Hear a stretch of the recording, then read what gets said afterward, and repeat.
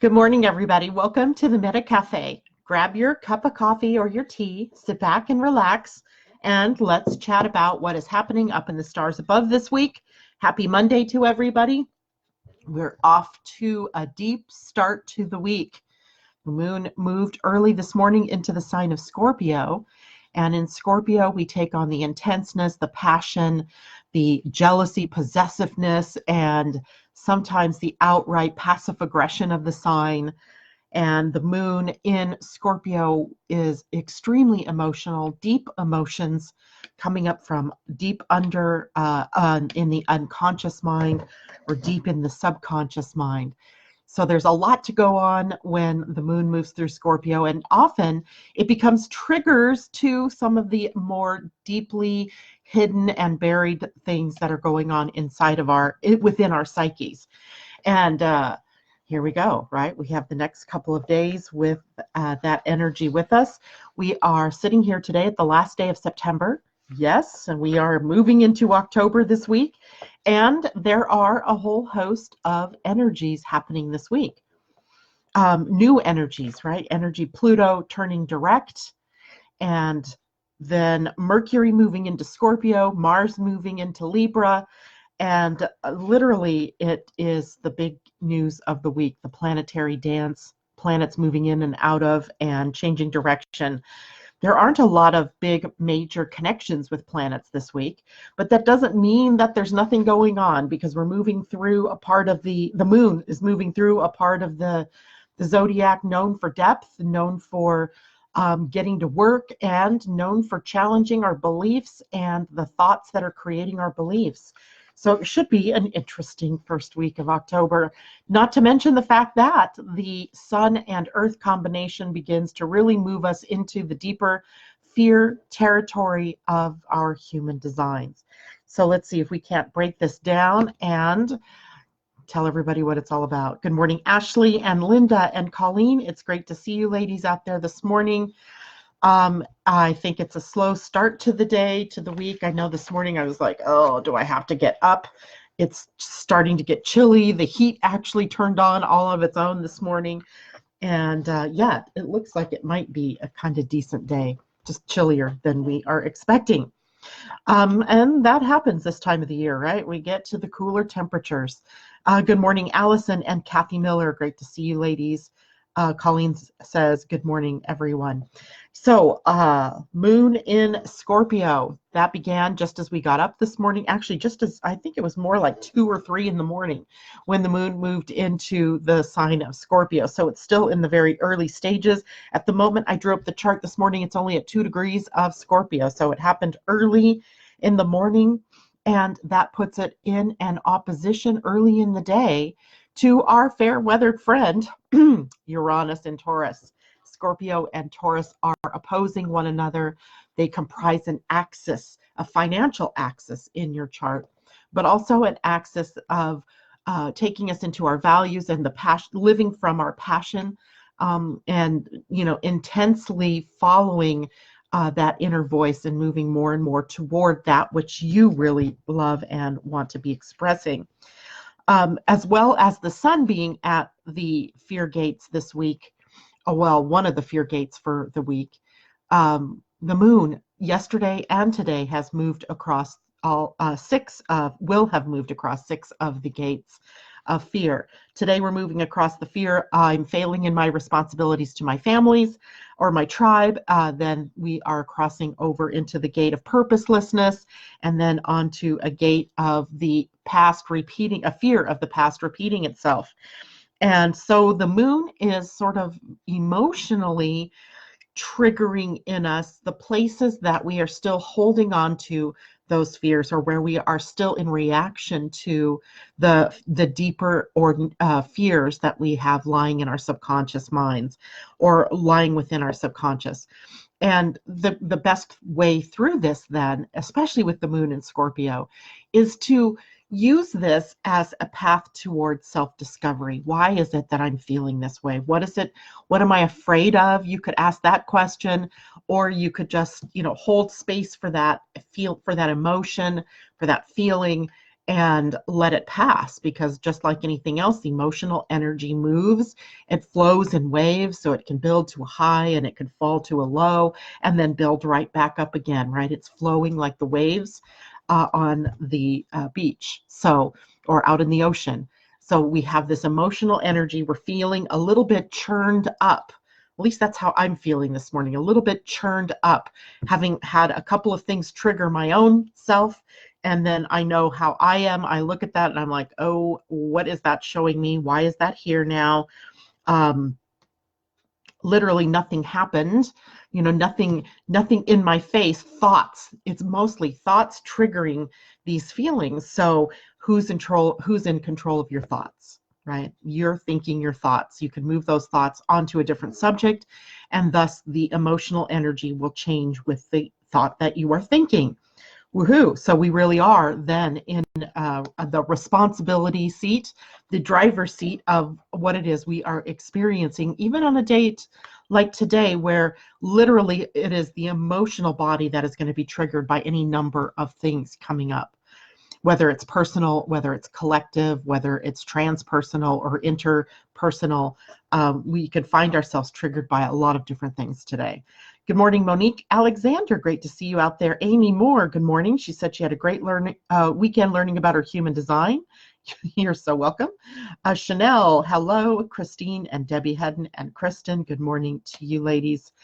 I don't have a whole lot to talk about this morning, actually. So if anybody has questions or something that they would like me to chat about with them, we can do that. I'll pull some cards for us for the week.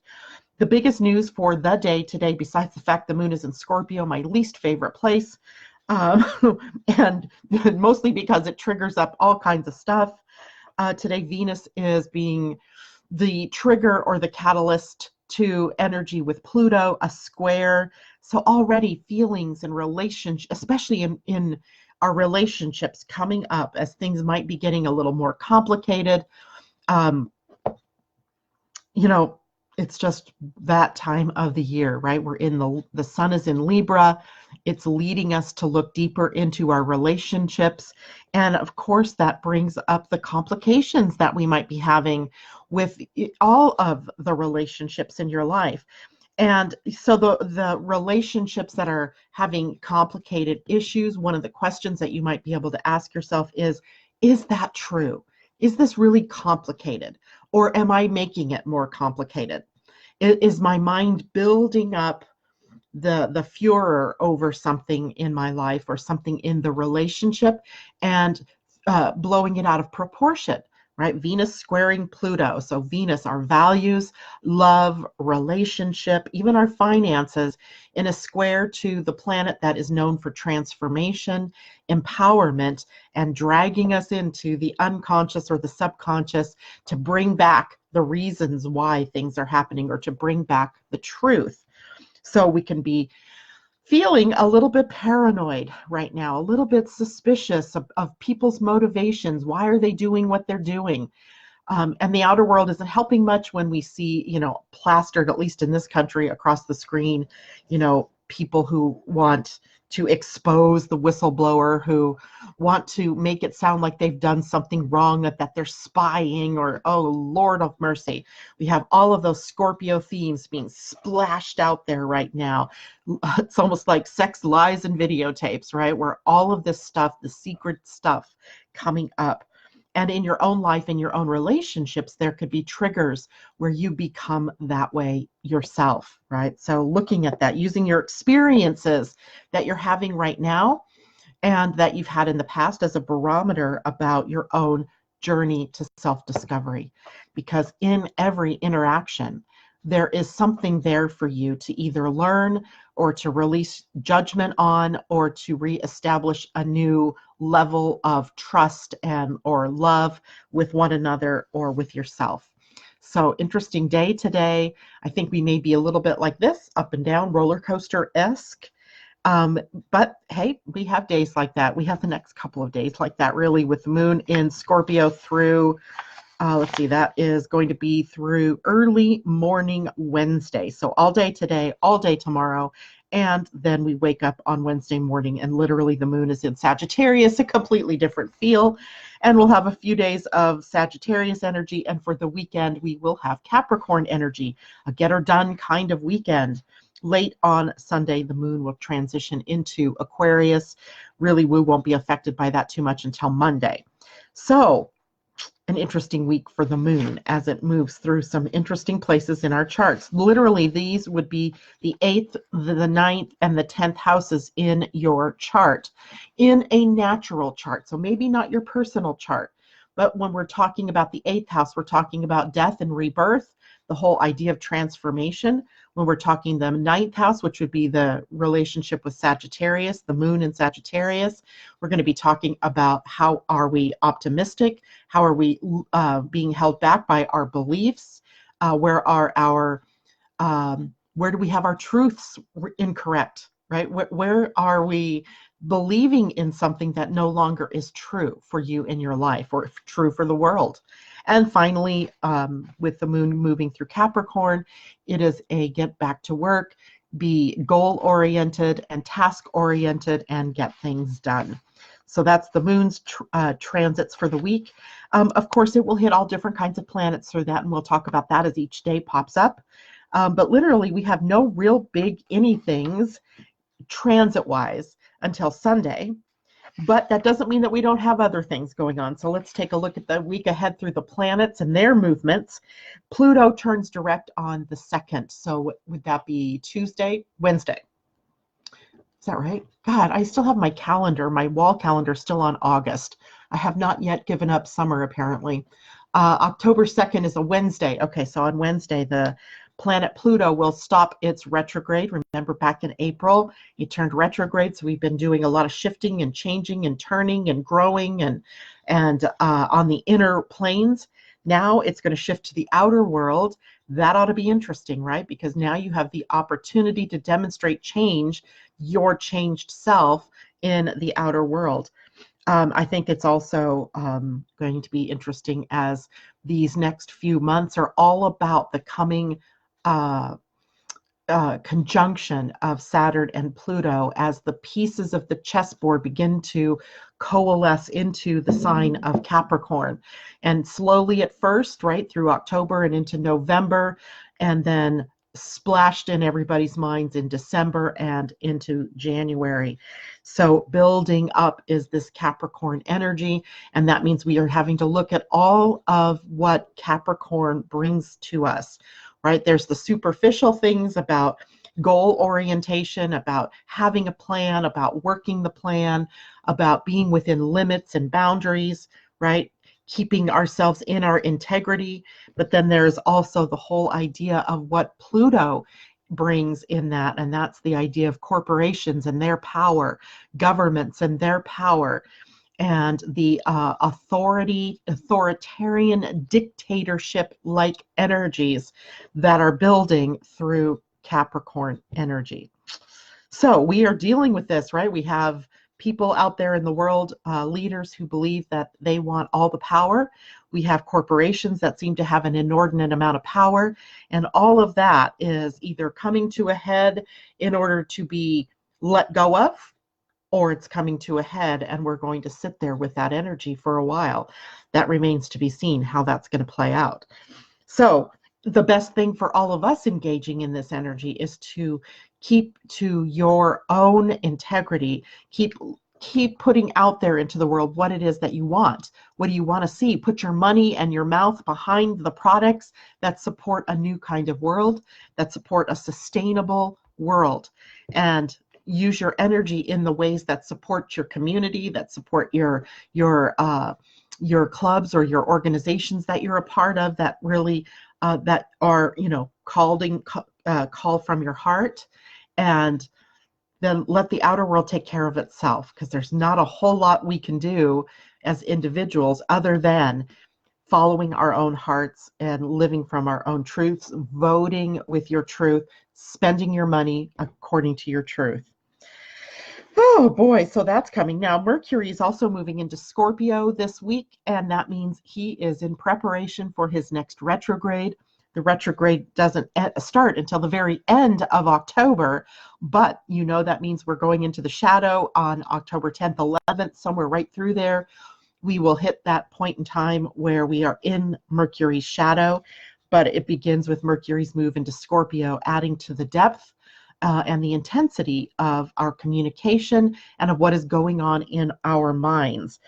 By the way, the next retrograde actually begins on Halloween. How's that for a trick or treat? Okay, what else? Mars moves out of Virgo, where he's been since summertime, and into the sign of Libra, well behind Venus and Mercury that have already been there, and the Sun, of course, and building up consensus. Hopefully, Mars likes to be a maverick and likes to do things on his own.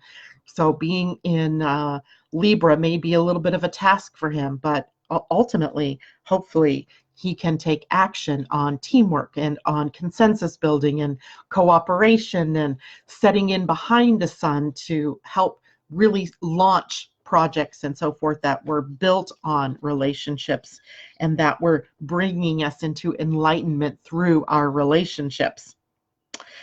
The Human Design Week, we have the Sun, of course, at the gate 48, the Earth at the gate 21. We're dealing in the shadow of inadequacy, not feeling smart enough, good enough, intelligent enough, learned enough, skilled enough, and then control in the Earth, where we are, tightly controlling our, or trying to control others through our actions. Or is it that we can move to the gift level? We've already been dealing with the gate 48 for a while, right? We've had Mercury go there, we've had Venus go there. Now we are going to have the Sun sitting there, and then eventually Mars is going to be there. So what can we learn now, and how can we change how we express that energy? Maybe we can move it up to resourcefulness. And in resourcefulness, it's not about, how you spend your money wisely or how you use your gifts or your talents wisely. It's about looking deep within and recognizing that you are resourceful, F-U-L-L, that within you is everything you need to do or to be whatever it is that you want to do or who you want to be. You have it all. And we've just forgotten that. Right? We've just forgotten that we, from the moment we were born, had it all. You have all of the human design. You have all of the gene keys. You have all of your astrology right there at your fingertips. All of those planets, all of those signs, all of that map is there. You just need to learn how to interpret it and then live by that, right? You have everything you need. And in the gate of control, the gift in that is authority, knowing yourself, having your own authorship, right? Knowing who you are, what you're here to do, and claiming it, and then moving toward it. You're not trying to control the outer world, because none of that is in your purview, right? The only person that you can have any measure of control over is you. And that comes from your reactions, from what you do, who you be, who you interact with, how you interact with, all of that. It's up to you. It isn't something that's outside of you dictating how you are meant to behave. So cool. In the Pleiadian-Earth energy this week, we're also going into the 13-day, which is the end of a cycle, and we end the cycle at catalyzing energy. Interesting. That's just interesting to me, right? We end the week with catalyzing energy, which is Kawayak, and in the Mayan calendar, and that is the day of storms. It is the day of how lightning and storms does a clearing of the air. And then on Sunday, we begin at one enlightening, which is Ahau, which is a sign of endings and completion. But with the number 1, it will be sort of like the Alpha and the Omega. So that should be interesting end to our week. Today, however, we are at 8 healing energy. 8 healing. 8 is the universal energy of connecting, right? Connecting up, communicating, reaching out, touching one another in some way, shape, or form. So reach out to connect with like-minded people, reach out to connect with family, reach out to connect with friends. And the healing energy of the day is Ish in the Mayan calendar, which was Jaguar energy. So it's a very spiritual energy, the courage to heal imbalances within yourself, the courage just to heal in general, to see yourself as whole and healed. And any place where that's not true or isn't complete, then you're bringing that in, right? You're healing that within you and then moving forward. So interesting day, interesting week.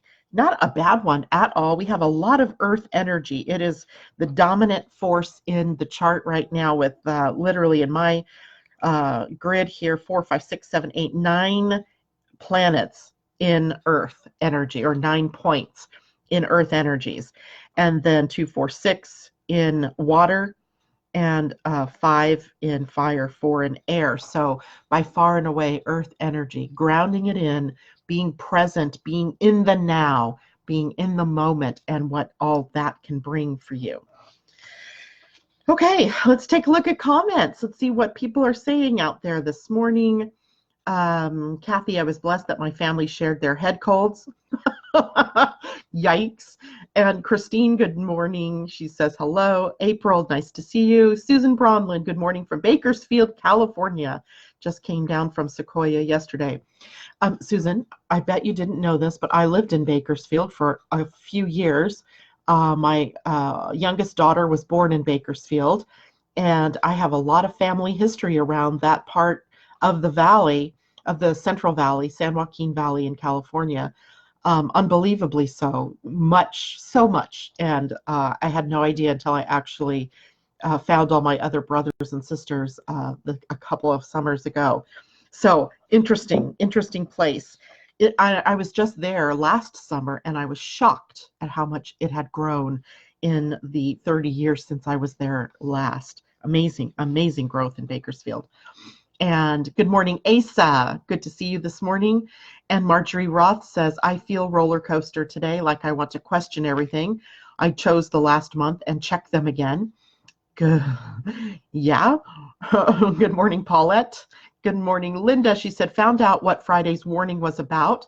My almost ex threw a monkey wrench into the office sale. It may cost me money if he gets away with it, or the sale may be canceled, even though the building is now vacated.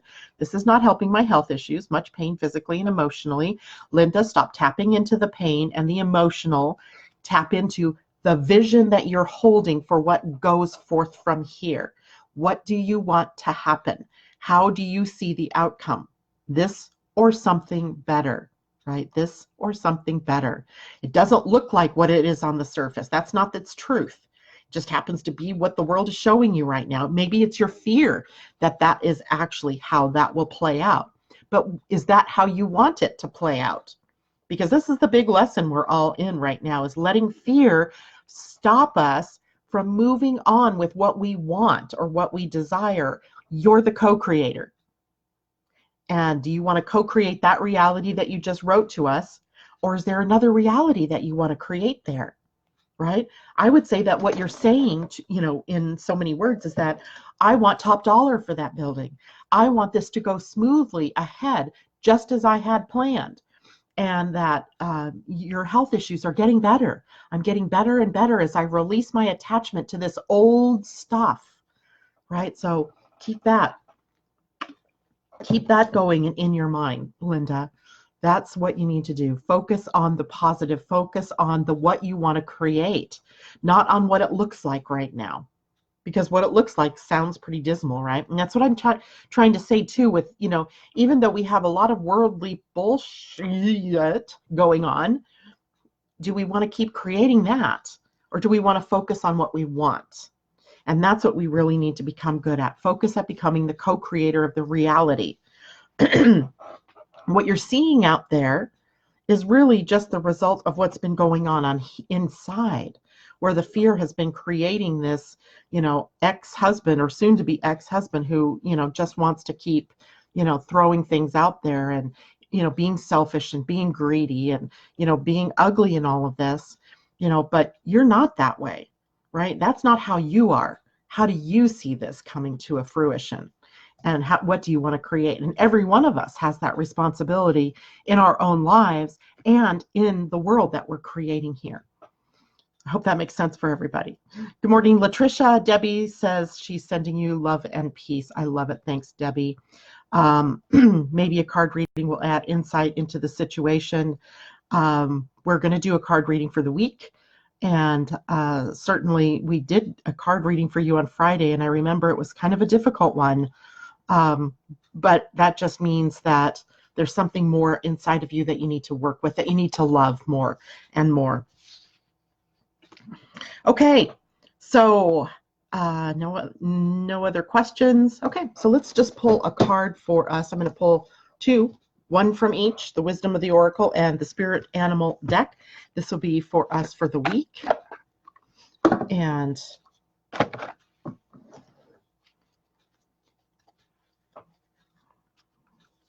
all righty, so what is the highest and best that we can create this week? Wow. Young. This is the card number one.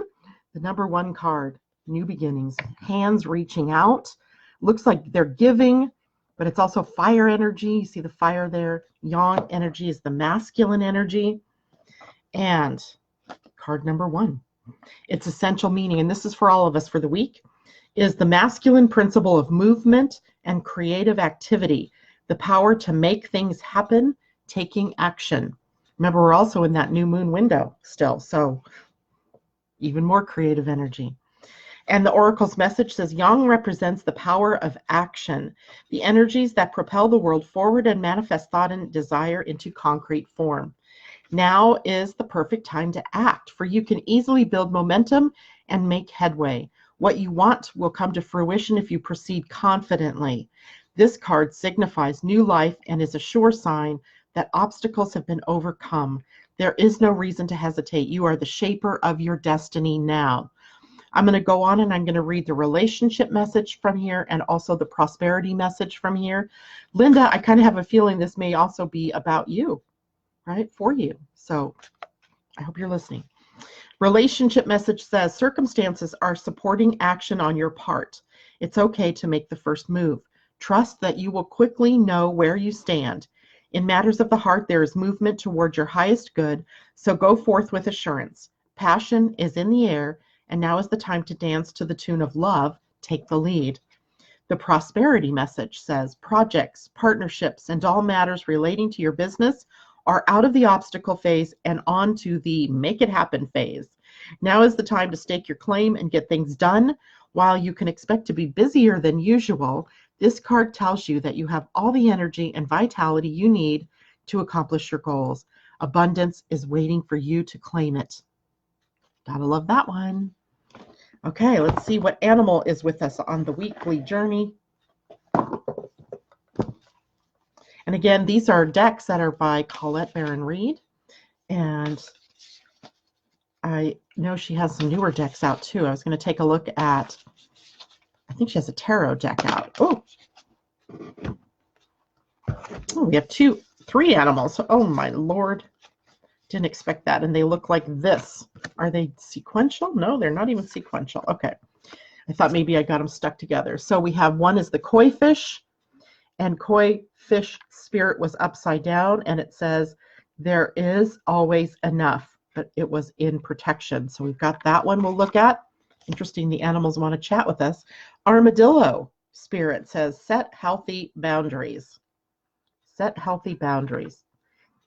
Okay, got that one. And then upside down, beaver spirit upside down. But beaver is card number 6. Lay a solid foundation. Wow. Okay, so let's see what that means. Koi is number 36, which is a 9. I don't think we've ever had that card.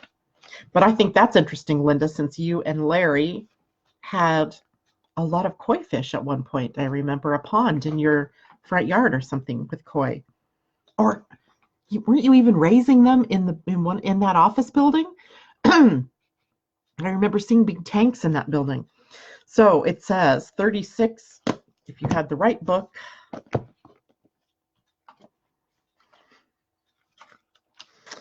Okay, so 36 is there is always enough, and it is in protection. Are you feeling a sense of scarcity, afraid you will not have enough and not be enough to meet the challenges you face? Whatever your outer conditions, they are temporary and reflecting what was set forth in the past. Koi fish spirit is your ally in changing those conditions by transforming your inner beliefs about scarcity and plenty. Perhaps you have suffered a loss or are afraid you soon will, or you have been scraping by and feeling there are simply no opportunities available for you to better your circumstances. Koi fish asks you to find prosperity within you by connecting to spirit through spiritual practices. Spirit wants to remind you that your natural state is one of abundance. Remember all that you have to offer so that you can generate your own opportunities, love relationships, and even more. Even if you feel you have little to give right now, find it within you to give someone else, even if it's just a few encouraging words, a smile, or a helping hand. Your action will remind you that you have more than it appears. More gifts, more strength, more wisdom, more abundance. As you give to others, your own sense of prosperity grows and your outer conditions begin to shift in an alchemical reaction. Prosperity and love are yours to receive, experience, and enjoy. Believe it. Love that. Even in protection, koi fish there. That's a really good one. Okay, card number 3 is what armadillo spirit is. I find this interesting that armadillo showing up because you guys probably don't know this about me, but I love hidden object games. Like if I have downtime, I have this hidden object game that I've been playing for, I don't know, maybe 4 years now. And I love this game. But suddenly, on a new level that I had just achieved, the armadillo keeps popping up. I've never had to look for an armadillo in this deck ever before, but now here we are with a card, Armadillo Spirit, set healthy boundaries. And it was upright, and the message says, learning to set healthy boundaries is the gift of Armadillo Spirit. You are entering a phase where in order for you to be in alignment with your intentions and co-create your best life, you may have to be discerning and say no to many things that may have been okay for you in the past. This also means that you need to learn where you end and where others begin. What is yours to own and what is not. Know your limits and understand that it's an empowering choice to say no to what doesn't feel right. Armadillo Spirit is here to tell you it's time to be honest with yourself about what you really want. Be clear on what you are agreeing to. Declare what your needs are and say no as a full sentence. These are acts of respect and kindness to others as well as to yourself. Trust your body's signals and you will know what to do. Armadillo Spirit guides you in making good decisions that are grounded in a strong sense of what belongs to you and what does not. Oof, good card. And beaver. Beaver. Interesting because we had a conversation about a beaver yesterday at the football game, chili feed that we were doing at our my daughter's house. Beaver. Beaver spirit. There's a lake up river here from us that there's a huge beaver. He's been there forever apparently, and he often blocks the water flow to the lake. And so they have, people that go behind the beaver and try to make sure that the dam that he builds doesn't block the river flow to the lake and cause flooding. But leaving the beaver, obviously, we don't want to take away the beaver, but they monitor his progress in blocking up the water, which is pretty funny that he shows up here today in our cards. Oh, what is the world trying to tell us? All right, and beaver was also in reverse, so protection. It says, Beaver Spirit has come to warn you to check for rotten wood in the foundations of your dreams. Perhaps you built your hopes on faulty promises or wishful thinking that something would work out just because you wanted it to. Maybe you made choices from a place of unworthiness, hoping that once you got what you desired, it would somehow change you and make everything better. And you had to face the truth that it didn't. Or Beaver Spirit may be telling you it is time to accept things as they are and perhaps consider abandoning the project, relationship, or situation so you can make room for something better. Perhaps you need to go back and rebuild a solid foundation because what you desire may not be in alignment with what your soul intends. Beaver Spirit says you can always get busy and build something fresh and new if the desire is true. All manner of miracles can spring up from a new, strong foundation when you remember your partnership with Spirit. Be clear about what you're building and why. Choose from a place of worthiness, well-being, and wholeness. Self-understanding and acceptance will provide you with a solid blueprint to begin again. Get busy now. Spirit says this is not a time to procrastinate, but a time to start building again. Always mindful of the foundation you are laying, trusting that Spirit is co-creating with you. Sounds like some good cards, some good advice for the week ahead for all of us. Love those cards. It's not often that the animals pop out with 3. I've had it happen with these cards before, but not so much with the animal cards. So I think that's pretty cool. And I think that is it for me. Let me take one last check here, how people are doing. Yes, Koi, we're very much a part of your life at home and in the office. I will listen to the reading again later. Yeah, exactly. I thought I remembered. Somehow, whenever I see koi fish, I think about you and Larry for some reason. So that makes sense. Latricia, Armadillo, Texas is in the house. You know, I lived in Texas for a while too, and I never saw a live armadillo. Sometimes I would see them dead along the side of the road, but I never saw a live one until I was at a zoo, of all places. But still, an interesting animal, certainly. And Trisha Gelder, good morning. Asa, that was beautiful, Janet, a much needed message for all of us. Maybe. I think they certainly seemed pretty profound, if you ask me. And I just love these cards anyway. You know, we don't get to use these as often, but they gave us great messages this morning. All right, well, that is it for me this morning. And let's see, is there any messages for the week? Anything coming up for the week? No, I think that, no, that's it. I hope you all have a great day. We'll see you tomorrow morning, 8 a.m. Pacific time and 11 a.m. on the East Coast. Whoa. All right, have a great day, everyone. Bye for now.